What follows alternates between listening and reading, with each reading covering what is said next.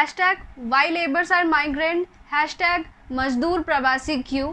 नमस्ते, मेरा नाम है मीनांकी और मैं हूँ एक social media influencer, video creator and a social worker.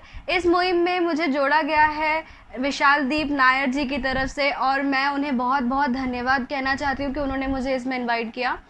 आज की बात शुरू करने से पहले मैं आप लोगों के साथ एक छोटा सा इंसिडेंट शेयर करना चाहती हूँ। पिछले साल 2019 में इसी समय मुझे एक इंटरव्यू के लिए महाराष्ट्र बहुत ही अर्जेंटली जाना पड़ गया था और मुझे रिजर्वेशन नहीं मिला था। तो मैंने जिस तरह से स्लीपर क्लास का एक रिजर्वेशन लिया और मैं उस पर चढ़ गई।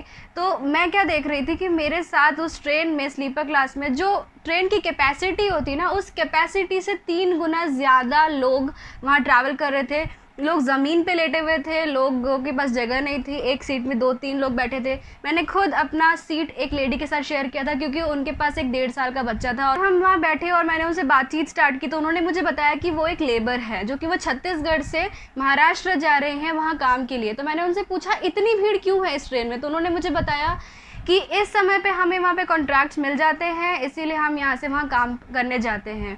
वो दृश्य देख के मैं खुद एक्चुअली बहुत ज़्यादा परेशान हो गई थी क्योंकि मुझे नहीं पता था कि लेडीज़ बच्चे सब इस तरीके से यहाँ से ट्रैवल करते हैं। उसके बाद जो अभी की कंडीशन है वो मुझे बताने की शायद ज़रूरत नहीं है। हमने न्यूज़ में बहुत देखा है कि लोग किस तरीके से आ रहे हैं, किस तरीके से लोगों की जान गई और उसके बाद भी अगर हमारा दिल नहीं दहल रहा है तो शायद ये बहुत ही अमानवीय चीज़ हो जाएगी कि अगर हम इस अपने ही जगह पे अगर हम उन्हें एम्प्लॉयमेंट प्रोवाइड करते हैं तो कैसे होगा।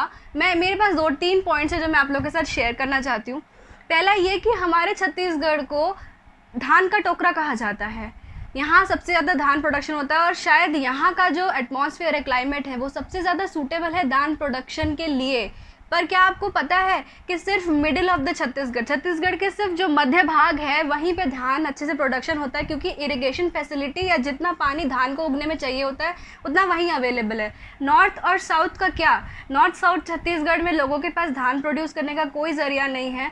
तो पहला पॉइंट मेरा ये है, गवर्नमेंट से ये विनती है कि आप यहाँ का इरिगेशन लेवल बढ़ाइए। उससे होगा ये कि पूरे छत्तीसगढ़ में जब धान प्रोड्यूस होगा तो ना सिर्फ हम लोगों को धान ईजिली अवेलेबल होगा, हम यहाँ से धान जब एक्सपोर्ट करेंगे तो जो लोग हैं जो यहाँ से अगर वो 50 रुपये कमा रहे हैं दिन का तो वहाँ 100 रुपये कमाने के लिए वो इतने दूर जाते हैं, इतना रिस्क उठाते हैं, वो वाली प्रॉब्लम सॉल्व हो जाएगी। सेकंड मैं बोलना चाहती हूँ कि जो टिन है वो हमारे सिर्फ छत्तीसगढ़ में अवेलेबल है। अगर हम उसके लिए कोई फैक्ट्री स्टार्ट करते हैं या मास प्रोडक्शन हम उसका यहाँ स्टार्ट करते हैं तो यहाँ के जो मजदूर हैं उन्हें यहीं पे एम्प्लॉयमेंट मिल जाएगा और इस तरीके से 20 से 30% हम जो है यहाँ पे उनको एम्प्लॉयमेंट उनकी यहाँ बढ़ा सकते हैं और इस तरीके से उनकी मदद कर सकते हैं।